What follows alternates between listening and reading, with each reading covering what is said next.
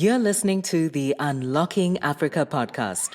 I started working in arts and culture and then transitioned to film and television production and spent 3 decades producing documentaries, dramas, and feature films with the right kind of mentoring, with the right kind of policies. There's nothing to stop African entrepreneurs from competing within the continent, across the continents. There are 54 African economies. There's no reason why Africa must outsource all of its ICT needs to those countries that have developed their technology capabilities. Africa has that talent. Stay tuned as we bring you inspiring people who are unlocking Africa's economic potential. You're listening to the Unlocking Africa podcast with your host, Tessa Adamu. Welcome to the Unlocking Africa podcast, where we find inspirational people who are doing inspirational things to unlock Africa's economic potential. Today, we have Parminder Vir, who is the former CEO of the Tony Elumelu Foundation and an award-winning film and television producer, and also an advocate for entrepreneurship as the best path for the social and economic development of Africa. Welcome to the podcast, Parminder. How are you?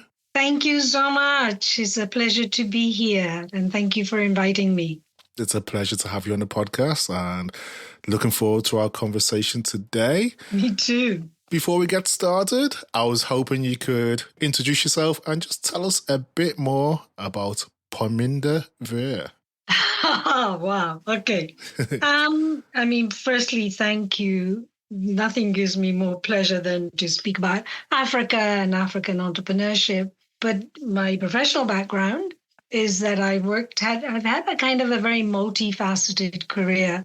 I started working in arts and culture way back in the 80s and then transitioned to film and television production in 1986, in fact, and spent 3 decades producing documentaries, dramas, and feature films.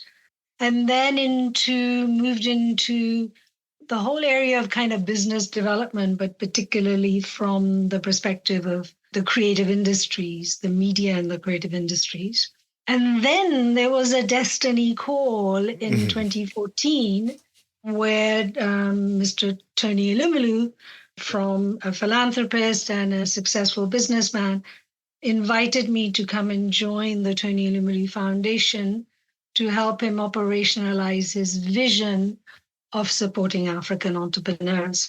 And I stepped down as the CEO just before COVID, in fact, and returned to London, back home. I lived in Lagos, Nigeria for 6+ years. And from where I've continued to advocate, as you said, for African entrepreneurship and building the African entrepreneurial ecosystem across the African continent as the path for Africa's economic development. Amazing. So you've given us great insight into your successful career. As you said, it's very multifaceted. But what actually inspired you to leave a successful media career in the UK and also, take on that challenge of empowering African entrepreneurs? I think it wasn't the challenge of empowering African entrepreneurs, but the extraordinary opportunity.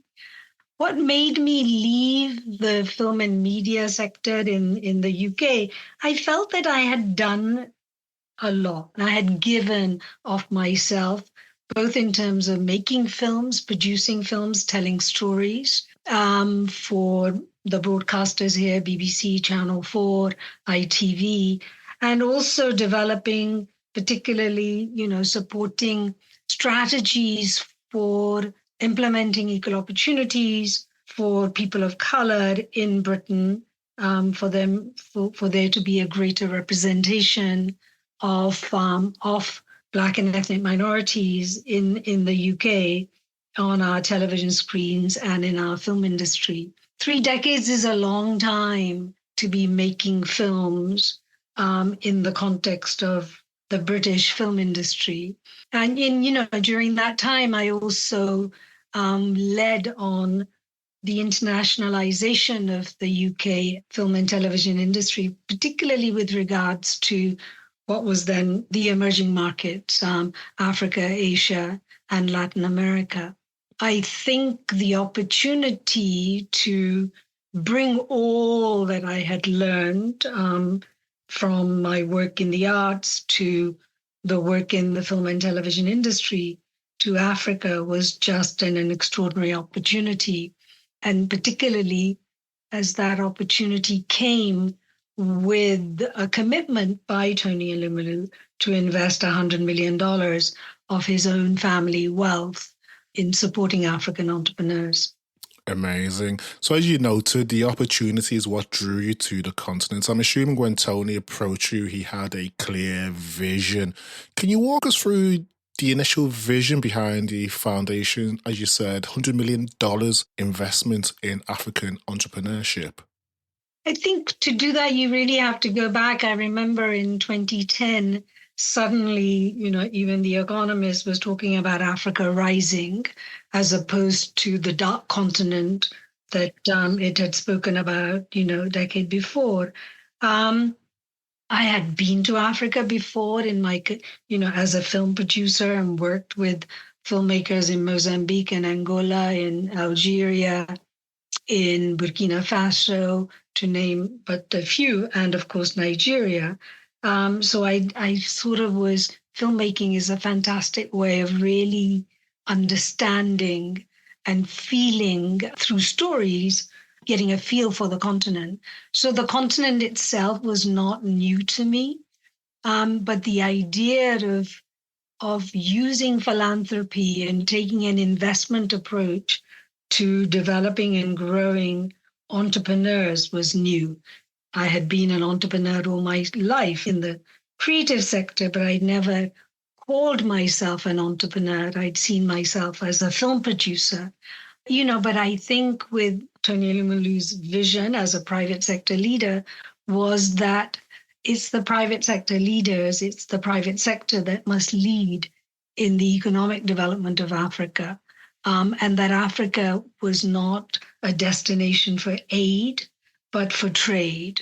And in order to do that, we have to grow homegrown entrepreneurs who can bring real solutions to real challenges and real problems across the African continent. And I think it was the fact that it wasn't a government initiative, it was a private sector led initiative, and that it was really, and it was coming with serious commitment in terms of money, that it wasn't just the idea of empowering African entrepreneurs, but also backing it with funding, with the investment that we needed in order to empower those entrepreneurs. And I'll go on to talk about designing that program, but also having an organizational structure, which was the Tony Elumelu Foundation, that had already been set up in 2010. And in fact, this year, 2024, I am marking 10 years of my engagement, my own transformation, my own learning, my own growth of my work with across the African continent, with African entrepreneurs. So as you mentioned, the concept of developing entrepreneurs was a new kind of concept when you initially joined the foundation. From that, what were some of the most surprising outcomes of the Tony Elumelu Foundation that you weren't anticipating during your tenure? Well, I think the biggest was that there is no shortage of talent across the African continent, no shortage of entrepreneurial talent, no shortage of can-do, and also that, this generation of African entrepreneurs were not standing with a begging bowl saying we need aid, but actually saying we need investment. And with investment, with capacity building, with the right kind of mentoring, with the right kind of policies, there's nothing to stop African entrepreneurs from competing, within the continent, across the continents. There are 54 African economies. and also that many of their solutions have the potential to travel across the world. I think that was an amazing revelation. I think that for me, the second was that Africa doesn't need African entrepreneurship programs to be parachuted from outside, whether that's in the UK, Europe, or America, i.e. entrepreneurship development programs. So my biggest, the challenge I gave myself and the team was how can we build and structure a homegrown program that really meets the needs of the African entrepreneurs across the continent? And how can we use entrepreneurship as a way? We talk about Pan-Africa, but and I know, trying to travel across the continent or do, work across the 54 economies is a challenge. But here was an opportunity to use entrepreneurship to really connect the African continent as a Pan-African continent. Fantastic. So you hit on quite a key point there in terms of no shortage of talent and a can-do attitude and approach. So what were some of the solutions that these entrepreneurs were finding to the day-to-day challenges that they face? Well, let me just sort of wind back and say I arrived and spent the first 9 months from April 2014 to December 2014, designing what became the 7 pillars of the entrepreneurship program, that we needed to take a balanced approach. Yes. And that 7 pillars consisted of designing a 12-week training program, both online and offline, identifying and putting in place mentors, as well as ways and providing seed capital of $5,000. Our kind of motto was, your idea can transform Africa. So we were open to applications from entrepreneurs who just had an idea for a business, like this young entrepreneurs who wanted to find solutions for women who were dying in childbirth because they didn't have the basic facilities. And his simple solution was to create a help mum bag into which you'd put a blade, a mat, and sterilized and gloves, and provide that to the midwives so that they could use those facilities when delivering babies in rural, semi-rural, semi-urban, pretty poor areas of this was in Nigeria. Help Mum today is now leveraging AI and technology to begin to and have added other services around vaccination, etc. That's just one example. We started with 20,000 applications in the first year. And by the time I stepped down in 2019, we'd had over 300,000 applications. The success stories of the foundation's entrepreneurship program was phenomenal. Entrepreneurs from across the African continent in agriculture. Agriculture became a big, source of applications. So young Africa and young Africans were seeing entrepreneurship as a business opportunity. Fantastic. I guess a big element of the foundation's work is to help correct some of these social imbalances that we do see in society. And as you mentioned, there was 300,000 applications received around the time that you left. Did you ever see a shift or a growing participation from, say, female entrepreneurs across the African continent? That was, you can't go to the African continent and not see the amazing, both the social, the economic, the cultural, and the political role that women play across the continent. The idea that women in Africa are oppressed, suppressed, is a myth. And for us, it was important that that the program doesn't just become a kind of male-centric urban-based program. Yes. And from day one, we made sure that we reached and we used, images, stories, and different ways of reaching, extending the reach to include women, potential women entrepreneurs. And in the first year, I have to admit that it was only about 27%.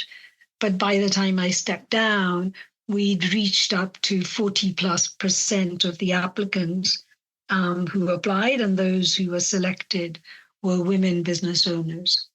As we mentioned at the beginning of the conversation, you are a strong advocate for entrepreneurship as being the best path for social and economic development within Africa, which has led you to recently publishing a paper, which I had the joy of reading, which is titled African Entrepreneurship in the New Scramble for Africa. So with this, I guess it's quite an interesting title. From this piece of work that you've published, what was you hoping to achieve from the report? I think the key thing is, there is a talk of the new scramble for Africa, not the talk, the reality of the new scramble for Africa, yeah? Yes. Even while I was there, I felt the presence of China across the African continent, particularly in the kind of logistics and manufacturing space, yeah? There is an old presence of people from the Indian subcontinent. Some families have been there for hundreds of years. There's a large presence of Middle Eastern, particularly people from Lebanon and other parts of the Middle East who've also made the African continent their home. We know the relationship that Europeans, whether they're French, German, Dutch, and the British have had in terms of their colonial history. But what I'm also seeing now is, there's an even bigger scramble for this continent from countries from Russia's, and certainly a renewal from the Indian subcontinent. I mean, certainly Turkey, Qatar, UAE are all also vying for various bits of Africa. And what really strikes me about this new scramble is that it's just not another wave of where people come and extract from Africa and take all the value and the value chains back to their countries, leaving the continent and its young people. Africa has a population of 1.4 billion people, and the youngest population in the world is to be found on the continent. Those young people need for the Africa's development to be for Africans and not continuously for external. I remember, like cashew nuts or tomatoes are to be found, or mangoes.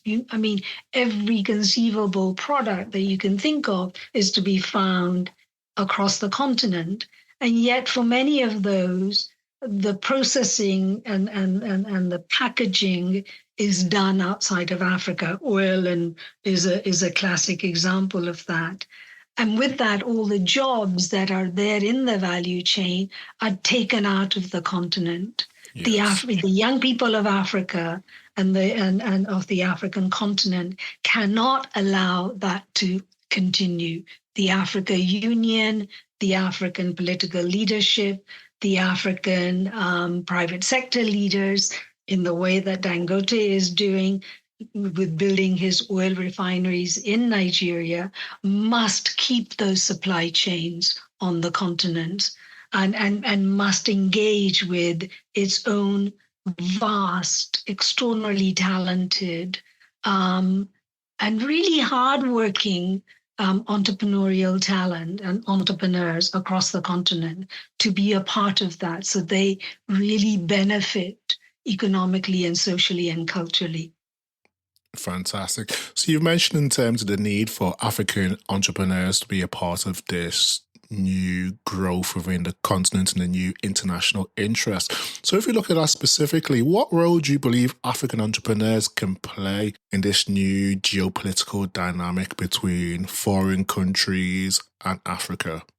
firstly, they must be at the table where discussions around deals, okay, India wants to sell defense to Africa, or India wants to sell its pharmaceutical know-how, or India wants to sell its education growth, right? I mean, I'm just taking India as an example. You could apply the same to China and to Russia. That the entrepreneurs are at the table when these discussions are taking place, because there's no reason why Africa must be looking to outside world to be supplying them with all their pharmaceutical needs, or, God forbid, their defense needs, right? Or for their education, or for their manufacturing, or for, creating, whatever the sector is, in terms of ICT. There's no reason why Africa must outsource all of its ICT needs to those countries that have developed, their technology capabilities. Africa has that talent. Africa has that hunger to succeed. And the entrepreneurs who are in any of those sectors, agriculture, education, ICT, manufacturing, they must be a part of the conversation. They must be part of those deal making where they are also integrated into those value chains. So the African entrepreneurs must organize and must make those demands of their representatives, whether it's their government or across, in terms of the African continent, the African Union. I mean, it's really fantastic to see that the African Union has now, after decades of being not a member, is now a member of a permanent member of the G20. I mean, as I write in my paper, that the G20 is literally, 80%, large percentage of the wealth, the population, etc., is located in the G20 territories. Why has it taken so long for the African Union to be made a permanent member?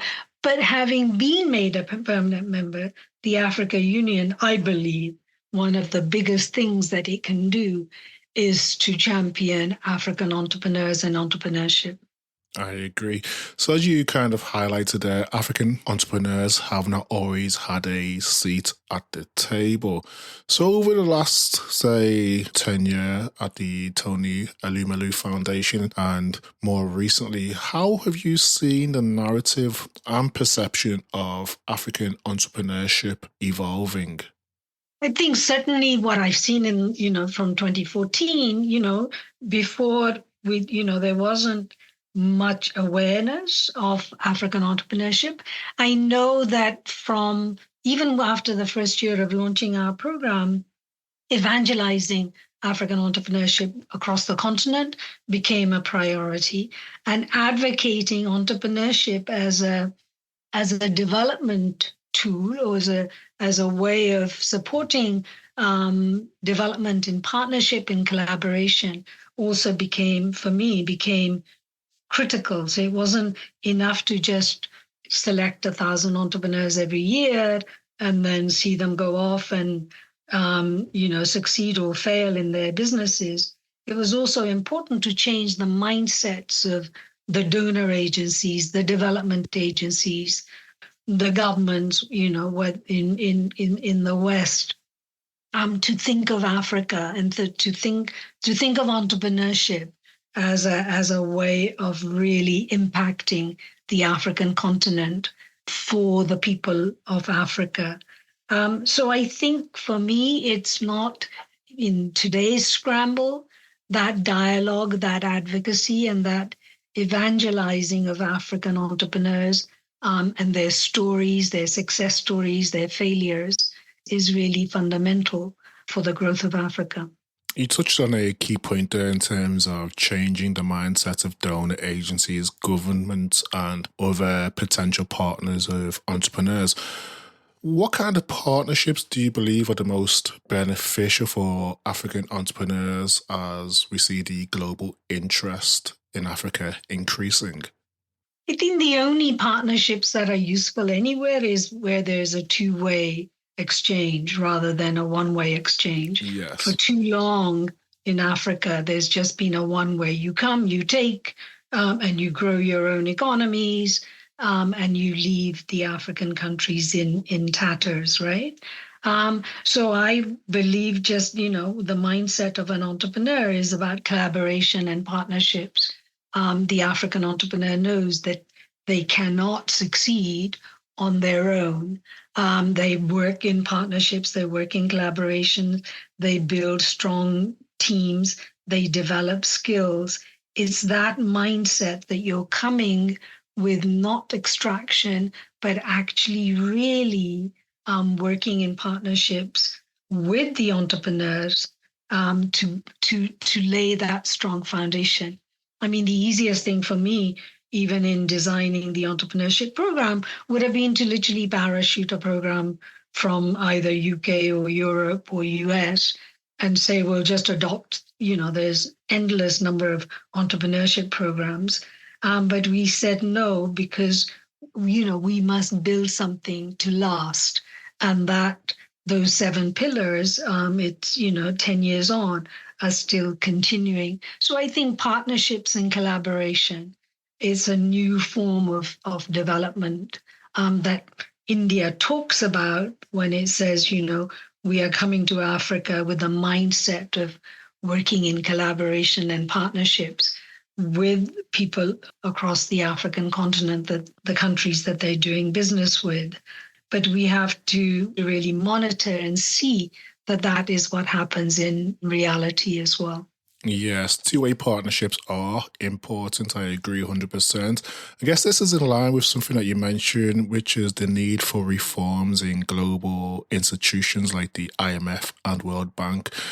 So what specific reforms do you believe would benefit African entrepreneurs? Well, I mean, this is a whole deeper conversation about, you could argue that the IMF and the World Bank, their policies and strategies has been about how to keep the African continent underdeveloped, in terms of just, in layman's person's language of, how the African countries, and, in terms of the interest that they pay on the loans that their governments receive, and how for the entire life cycle they remain stuck in just paying off the interest on the loans that have been given to them, right?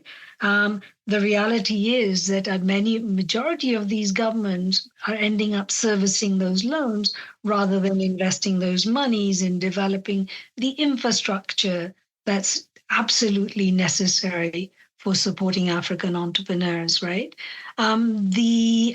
Investment in health, investment in education, investment in agriculture, investment in transportation, investment in technology. I mean, those are the things that people across the African continent need. But for majority of the government, the money that is generated, the revenues that are generated by the government are going to pay off some interest loans from the IMF. I mean, that is what now certainly the G20 countries, particularly in terms of the Global South voices, and also the enlarging of the BRICS is calling for, which is, the methods and these terms and conditions need to change.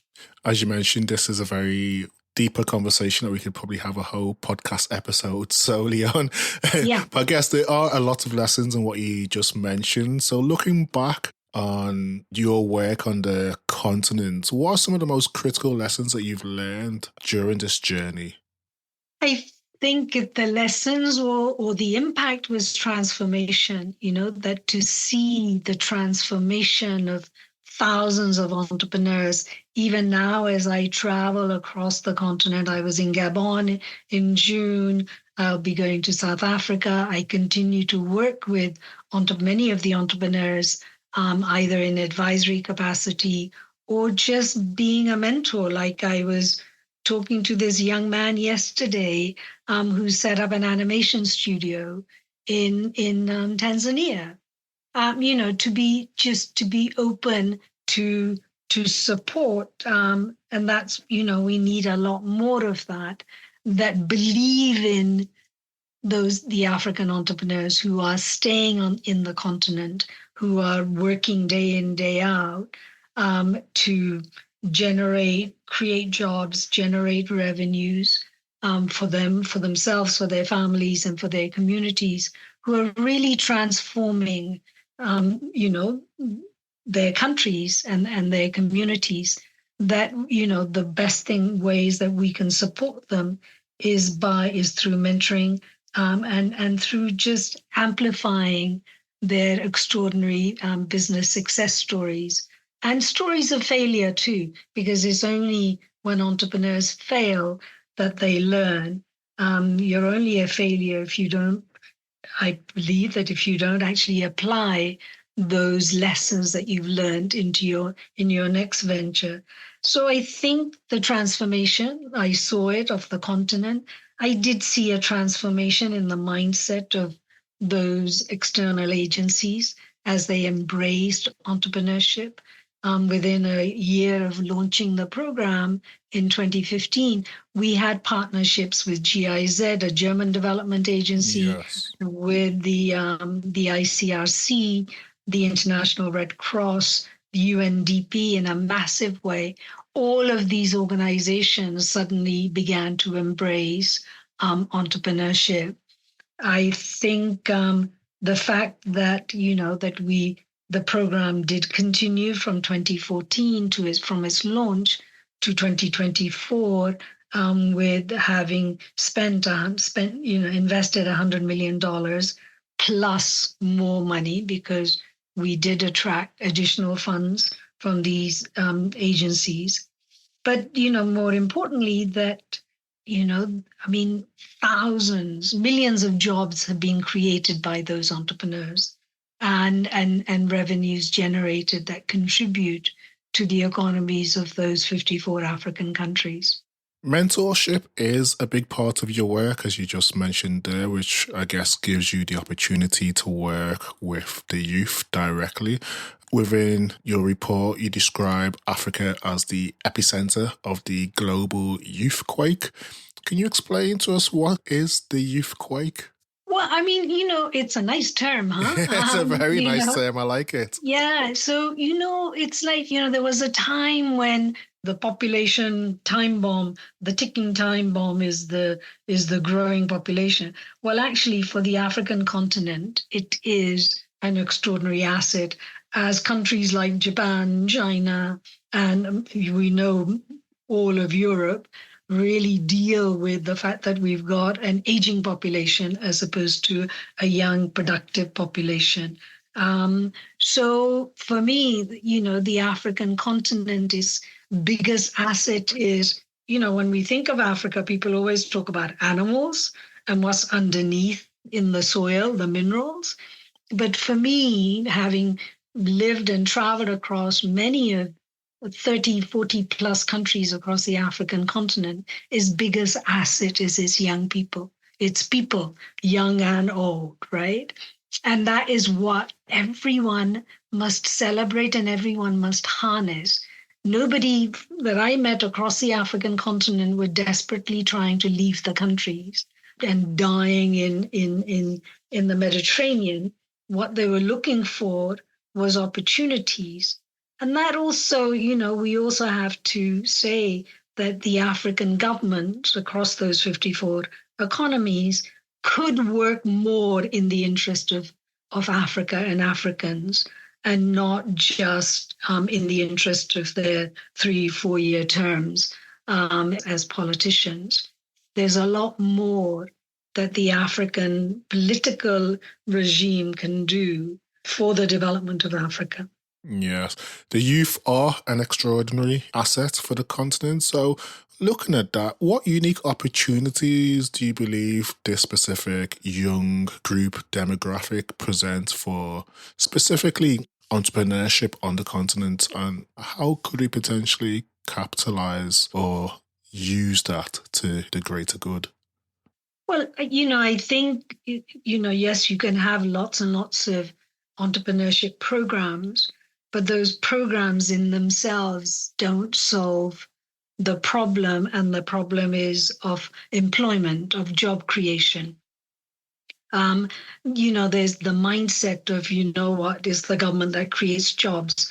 Well, that is not true. It's the entrepreneurs who create the most jobs anywhere in the world. It's the SMEs that drive, that are the heartbeat or the blood of those countries and those continents. So for me, it's like you can never ever invest enough in entrepreneurship development, but you must also create the enabling environment where these Yes. entrepreneurs can actually thrive, right? And that's around regulation. And those are the things that the government can do, regulation, and make it the ease of doing business for its own entrepreneurs, African entrepreneurs, as well as those who want to come to Africa as entrepreneurs and bring ideas and solutions, but actually that they're going to keep the capital in the continent. I think it's really important that the governments begin to invest in infrastructure development across the continent. Wouldn't it be amazing if you could fly from Ghana to Rwanda and back to Nigeria, all while remaining within the continent? Yes. You often have to go to Europe in order to come back into Africa. I think infrastructure development, absolutely. I think technology is the biggest game changer. Already, the African continent has leapfrogged many of the legacy issues around technology. I saw in front of my eyes how legacy banks were forced into embracing technology, right? How agriculture is being transformed as a result of technology. And, one can go on talking about all the other sectors as well. So technology and leveraging technology for that transformation is fundamental, and the investment in that technology infrastructure. I think the development of talent, of skills, Africa has the people, the capacity. What we need to do is to see greater and increased investment in the development of that talent in terms of skills development. And then, you have to keep the supply chains on the continent. So that all of these people who are getting the training and skills development and are actually able to then work, and they become part of those value chains, so that where they can bring their skills. I mean, I'll give you an example. When I first launched the program, we rented two platforms, the application platform and the mental learning platform, from outside, i.e. the US and the UK. And it became really critical for me to build our own technology platforms. And I did that by engaging local African, primarily this was from Nigeria, software developers. And to everyone's amazement, we were able to build our own application platform and went on to build many more technology platforms, but they were built entirely using African talent. There's no shortage of skilled people. There's no shortage of the hunger across the continent. I mean, I'm talking about hunger to succeed, hunger to innovate, hunger to really make a difference is there in the African DNA. Fantastic, fantastic. I guess one thing we do see with youth is innovation and new trends. If we look at that, are there any new trends that you're seeing in African entrepreneurship that you're currently excited about? I was mentoring not long ago, it was last year, a whole bunch of fashion designers, right? Yes. Making, using local materials and creating the most to die for shoes. Or as this one entrepreneur, a beautiful young woman who was using all the bead, the skills for beading, embroidery, but using local artisans to do that.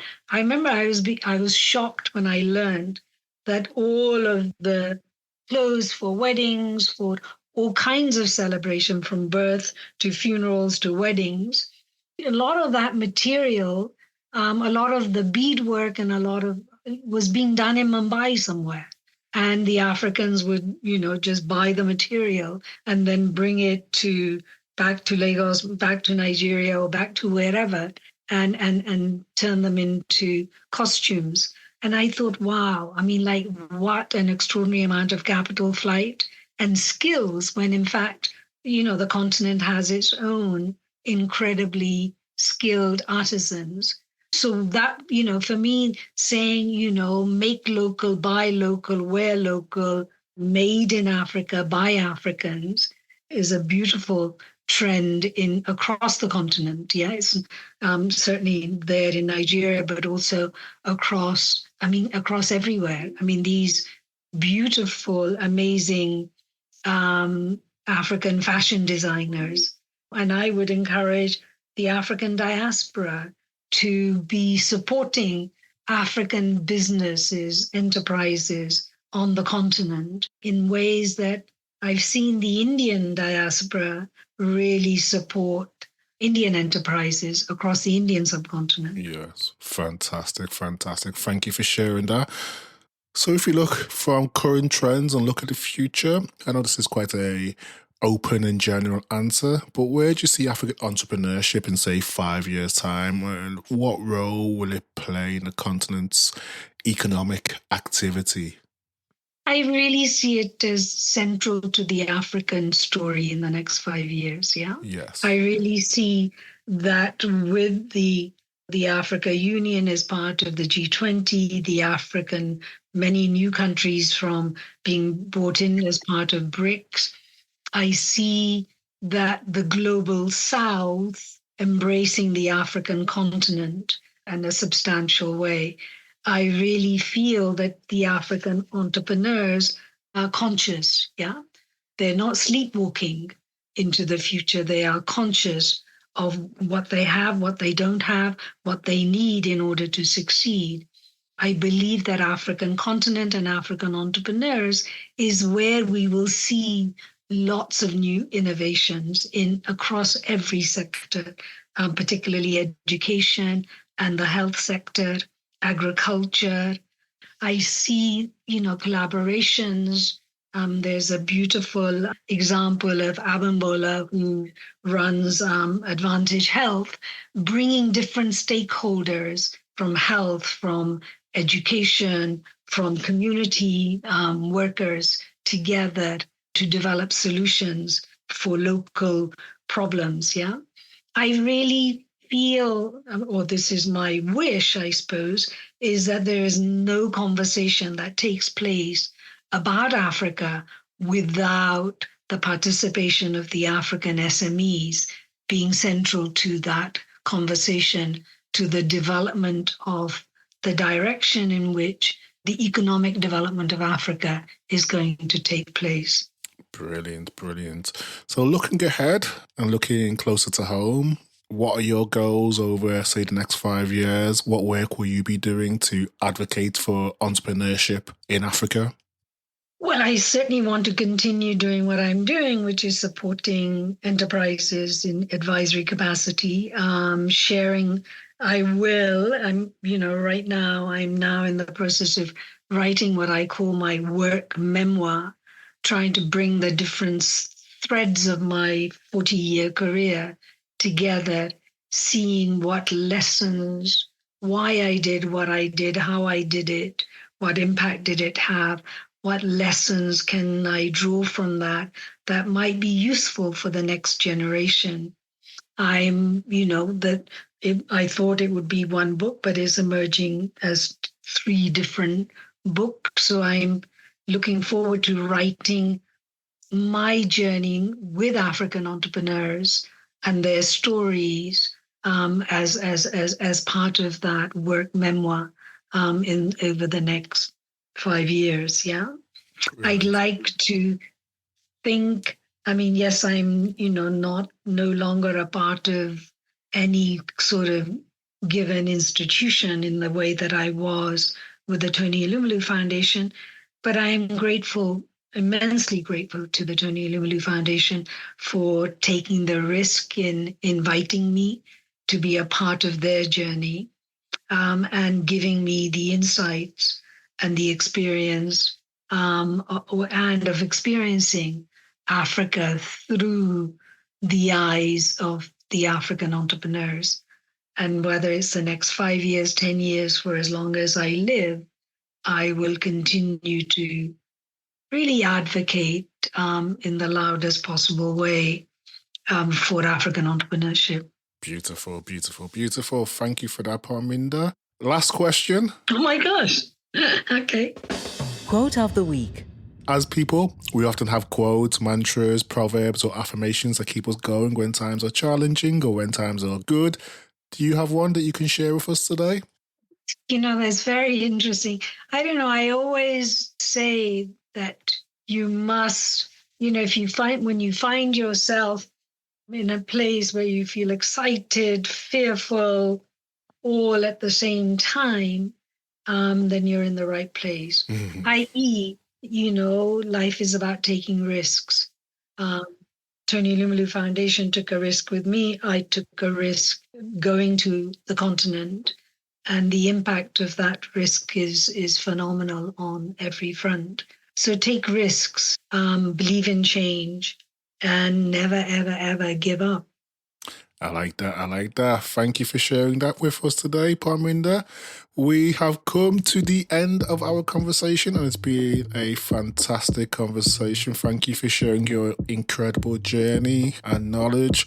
It's clear that you've done a lot of amazing work to empower African entrepreneurs and also help reshape in your own way the global perception or narrative of African entrepreneurship, and long may it continue. So thank you for joining us on the podcast today. It's been an absolute pleasure having you.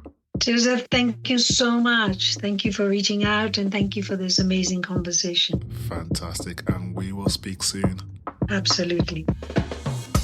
Thank you to everyone who has listened and stayed tuned to the podcast. If you've enjoyed this episode, please subscribe, share, or tell a friend about it. You can also rate, review us in Apple Podcasts or wherever you download your podcast. Thank you, and see you next week for the Unlocking Africa podcast.